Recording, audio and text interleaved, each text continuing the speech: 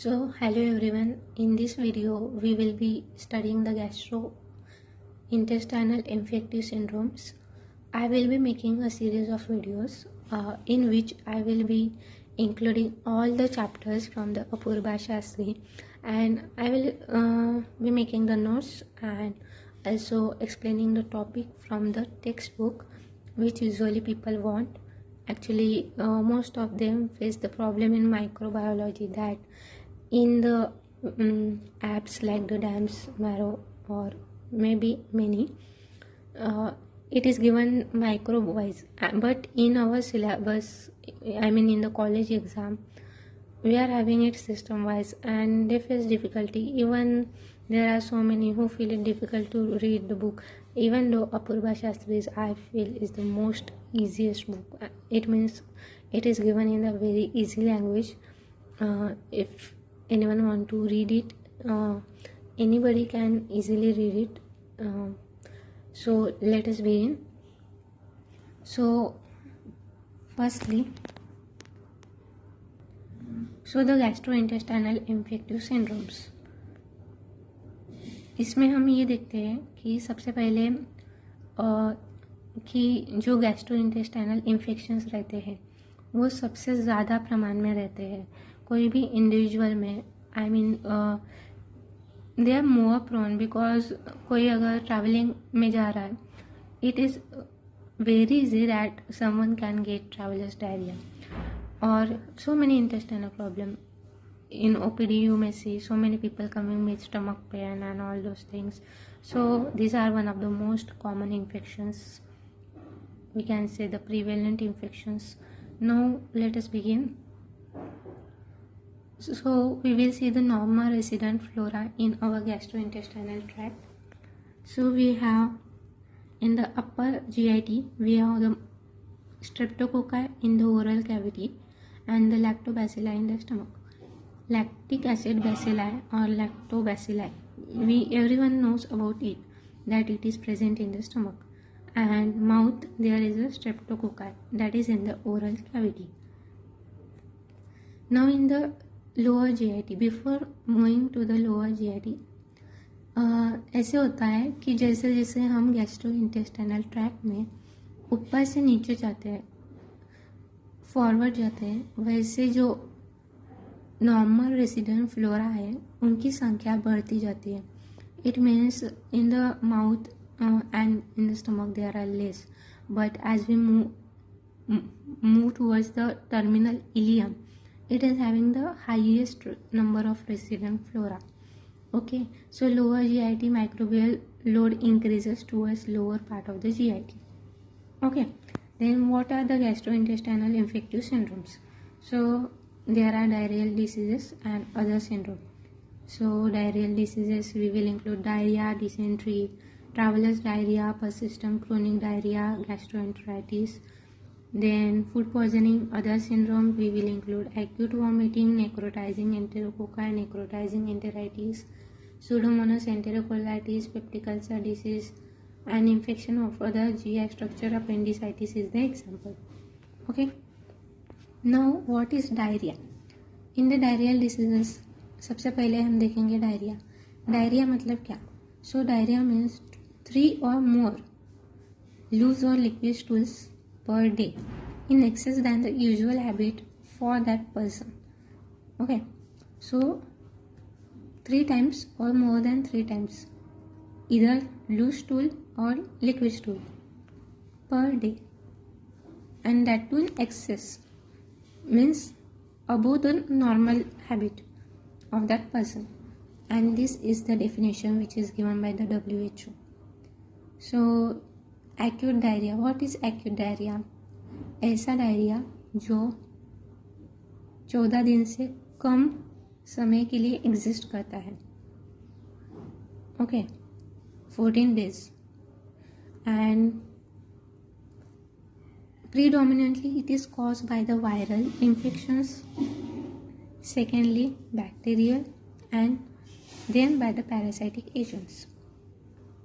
Now we will see the infectious agents and the mechanisms. Now see, this picture is given in the book itself. You can see from your book also. There are 3 types of mechanisms: non-inflammatory, inflammatory, and penetrating. So what is non-inflammatory? Non-inflammatory is proximal small bowel involvement. Then inflammatory, it is distal small bowel involvement and colon involvement. And penetrating, it is distal small bowel involvement. So what happens in non-inflammatory? There is no inflammation, okay? And since there is no inflammation, there is a watery diarrhea, okay? So let us see. Non-inflammatory in the proximal part, and inflammatory and penetrating, these are in the distal part of the bowel, okay? Then which are okay, as non-inflammatory, there is no inflammation, so there is no much what we call it mucus in the stool, so the diarrhea is presented as watery diarrhea, okay? Now we will see the pathogens which are responsible for the non-inflammatory mechanism. Okay, so then bacteria, mostly they are enterotoxin mediated. In bacteria we have the Vibrio cholerae, E. coli. E. coli we have enteropathogenic, enteroaggregative and enterotoxigenic E. coli. We have Clostridium fringes, perfringens, then Bacillus aureus, Staphylococcus aureus and Aeromonas hydrophila. These are the bacteria. Then some viruses: rotavirus, norovirus, adenovirus and calicivirus. Calicivirus. Adenovirus, the serotypes 41 and 40 are involved. We will see in detail about this in the adenoviruses video. Then parasites. The parasites, we know they are of 2 types. They are protozoan, they are helminth. In protozoan, the one which are involved are Giardia duodenalis, then Cryptosporidium, Cystoisospora, Cyclospora.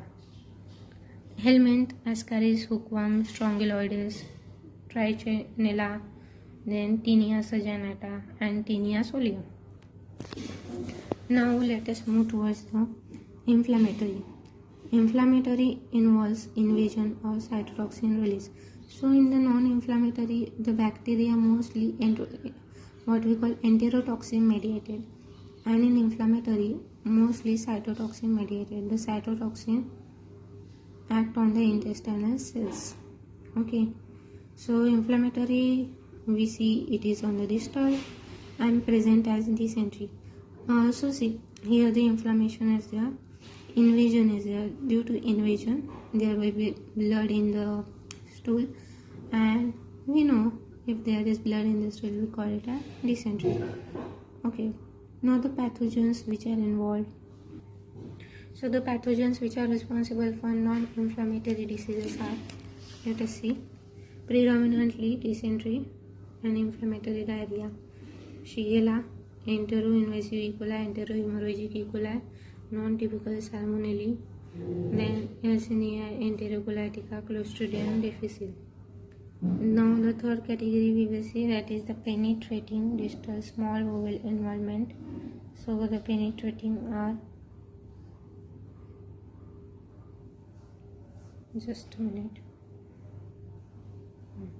the penetrating are S. typhi, which causes enteric fever, Yersinia enterocolitica, which causes typhoid-like illness. Now the second is dysentery. So I have already told you dysentery matlab kya? Diarrhea plus blood and mucus, and it may be associated with fever, abdominal pain and tenesmus. Tenesmus मतलब ऐसे constant feeling रहती है that the person need to pass stool despite of the colon being empty. They feel that they need to go to the toilet and they need to pass through the stools. So dysentery is diarrhea plus blood plus mucus. They may be present with the fever, abdominal pain. Tenesmus may be means They may have or may not have. It is not necessarily present in the dysentery. Then traveler's diarrhea. Traveler's diarrhea, the people mostly travel. After traveling, they came home. After 3 to 5 days, they will be having the abdominal pain, abdominal cramps. They will be having watery diarrhea, anorexia, and so many things. So now there will be sudden onset in the traveler's diarrhea. Suddenly a person, कोई इंसान रहता है जो travel करके आया, anyone it may be, and you will see that after 3 to 5 days there will be suddenly he wakes up and he will be telling us that he is feeling abdominal cramps and he is having watery diarrhea. So it is sudden in onset, and usually the clinical presentation will be within 3 to 5 days. You have to ask the person, इधर घूमने गए थे क्या? So he will be telling. Okay. Now what are the agents that cause traveler's diarrhea? So see, I will be showing the agents. Okay. So the agents which causes traveler's diarrhea are bacteria, viruses, and parasites.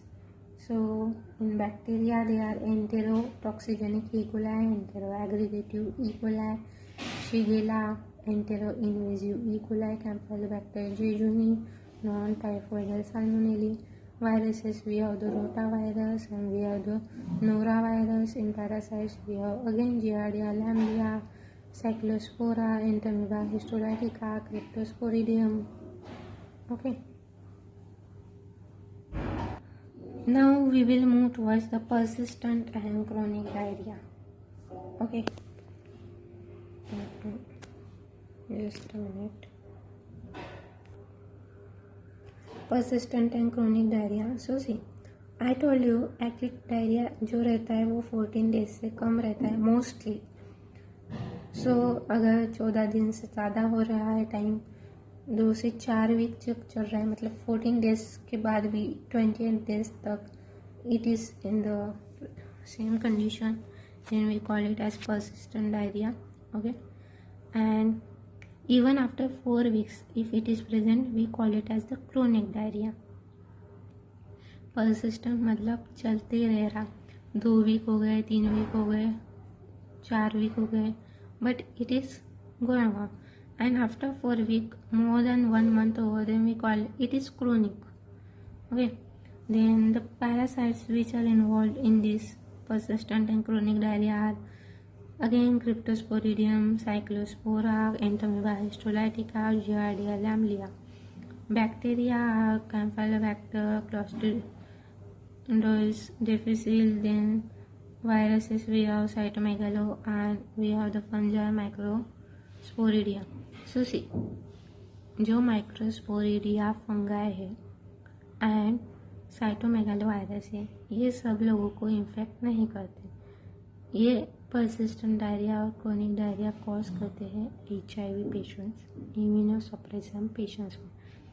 So who are the immunosuppression patients?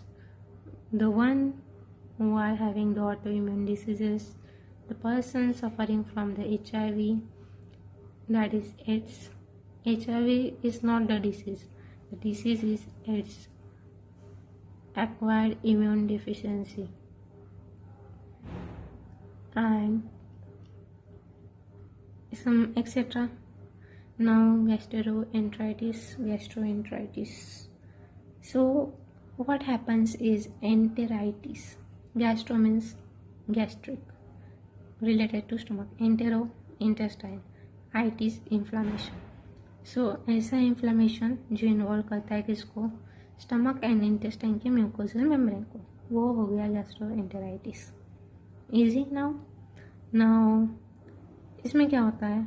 Diarrhoea, obviously diarrhoea तो रहेगा. Then pain in abdomen, mucous membrane inflamed हो रहा है तो obviously बात है कि pain होगा. नाउ इन्फ्लामेशन है, there may be blood in the stool, there may be mucus in the stool, and there will be fever, there will be dehydration, vomiting. Now food poisoning. Food poisoning is the most common. I mean, I myself is getting so many times because we have to eat outside mess ka khana, and so we have to go through food poisoning and all those things. So it is due to consumption of food or drink contaminated with a microbe or their toxins. तो कोई भी food या फिर कोई भी drink जिसमें क्या है, माइक्रोब है या उस माइक्रोब का टॉक्सिन है. Now this is all about the diarrheal diseases. Now we will move towards the pathogenic mechanism of diarrhea. Now see, pathogenic mechanism of diarrhea. You can even see it in your book. No need to see in the video. So see, pathogenic mechanism of diarrheal agents. Table 39.4. There are toxin production. Okay, so there are three types of toxin: entero, cyto and neuro. तो जो enterotoxin रहता है ये किसको affect करता है? तो ये secreting mechanism of the intestinal mucosa को अफेक्ट करता है. ओके, जो साइटोटॉक्सिन रहता है वो इंटेस्टाइनल म्यूकोजल सेल्स को डिस्ट्रॉय करता है, एंड जो न्यूरोटॉक्सिन रहता है वो CNS पे एक्ट करता है. तो इनकी वजह से क्या इफेक्ट होगा? देखो, जो न्यूरोटॉक्सिन है वो किस पे एक्ट कर रहा है? CNS. तो ये क्या करेगा? इसके वजह से वॉमिटिंग होगी. देन साइटोटॉक्सिन क्या कर रहा है? म्यूकोजल सेल्स को डिस्ट्रॉय कर रहा है. तो क्या होगा? इन्फ्लामेशन होगा. एंटेरोटॉक्सिन क्या कर रहा है? एंटेरोटॉक्सिन जो है secretory mechanism of the intestinal mucosa पे एक्ट कर रहा है. तो इसके वजह से क्या है कि वाटरी डायरिया होगा.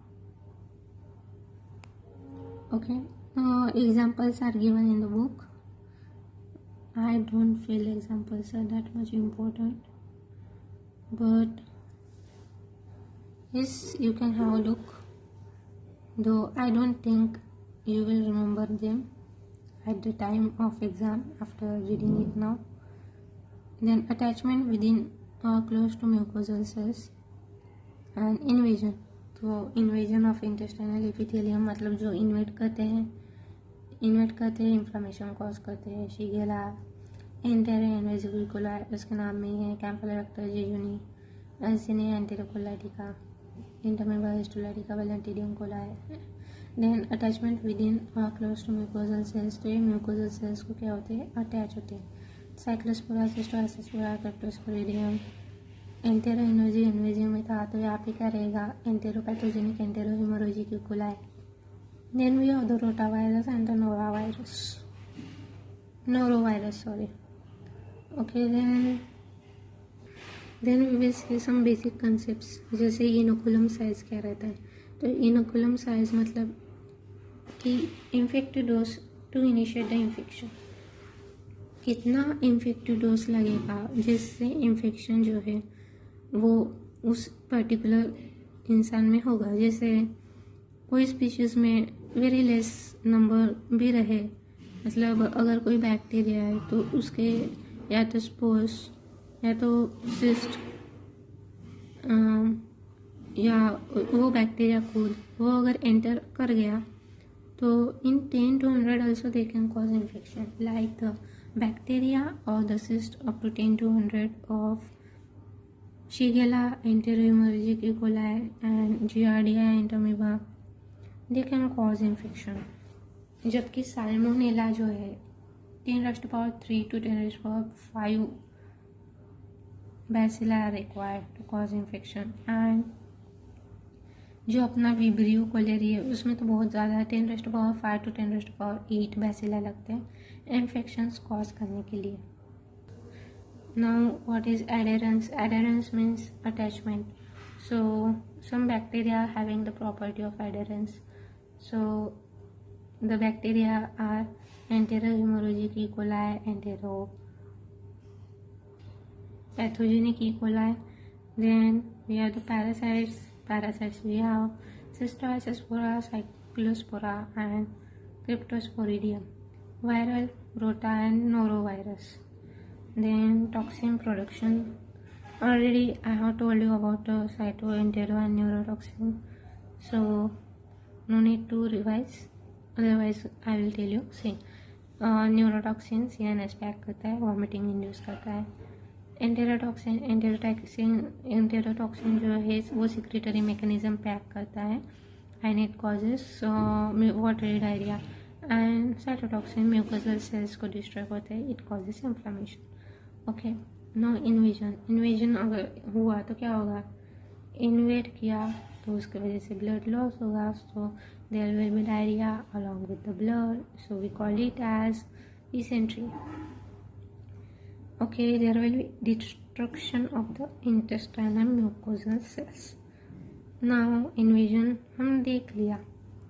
In that 39.4 table we have seen already invasion कौन करता है. Now we will see some predisposing factors.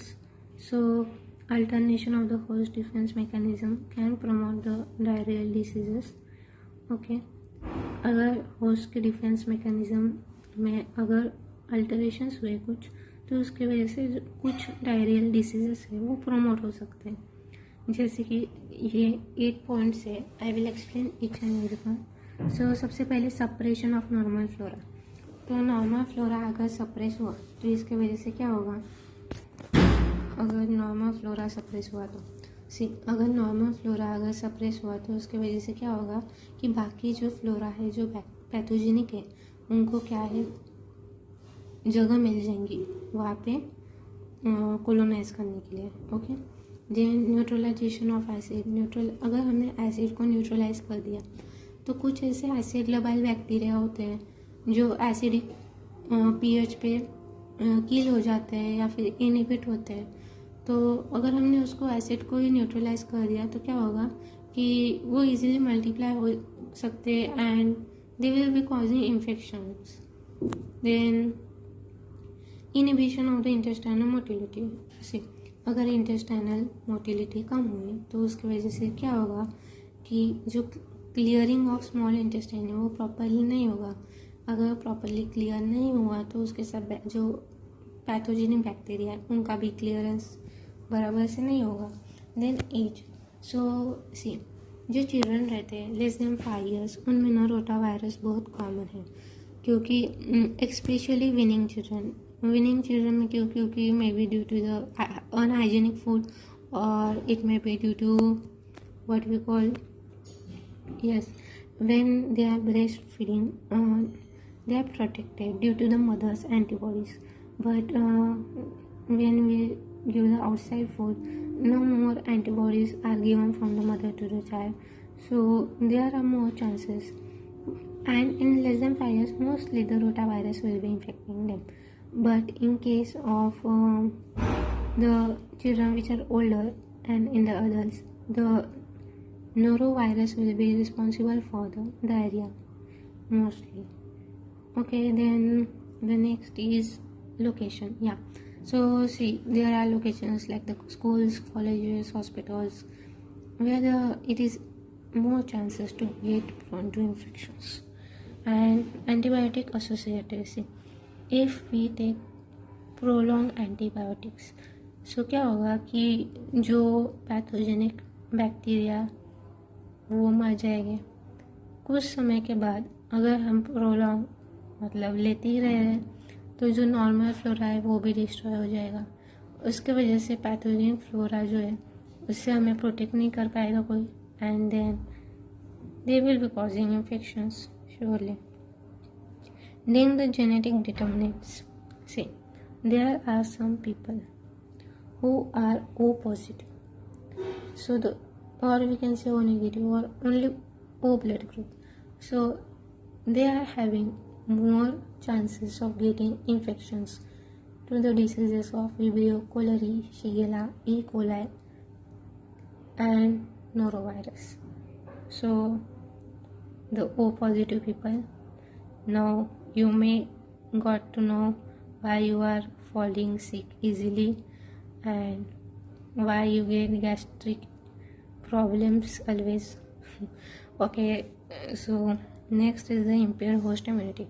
Surely the immunocompromised people are more prone to the infections which are not caused in the normal person with good immunity. And already I told they are the autoimmune disease people and the AIDS people who are immunosuppressed. In the next video, I will be taking the lab diagnosis, specimen collection, microscopy, bacterial culture, then tissue culture, then antigen detection, molecular, and then I will be taking about the other invasive syndromes of GIT. That is just a very small part remaining. Then it will be maybe 10 minutes lecture, I don't know, but see, in these videos I will be covering all the topics, all the points from the Apurva Shastri, that if you saw my video once, you no need to read the book.